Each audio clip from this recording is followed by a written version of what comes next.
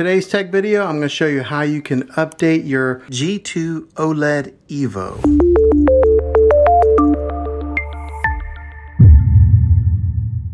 Okay, on your remote control here, you'll see that there's a settings button. Go ahead and press on that. So it'll take you to this screen here. Over here on the left hand side, you'll see this sidebar here. You're going to want to click on all settings, and then this picture will come up here. You want to go to support, and then right here you'll see where it says software update. So you'll click on that. Now it gives you two different options here. One, you can click on the auto update, so that way it just automatically updates and you don't have to worry about it. Or you can check for updates here.